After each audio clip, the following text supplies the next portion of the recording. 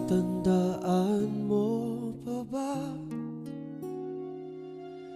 tayong dalawa ay unang makita? Panahon ng kamusmusan sa piling ng mga bulaklak at halaman.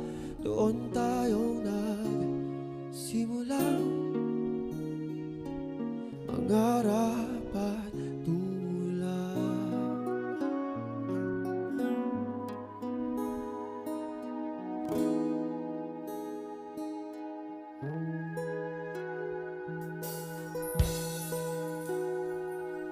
Natatandaan mo pa ba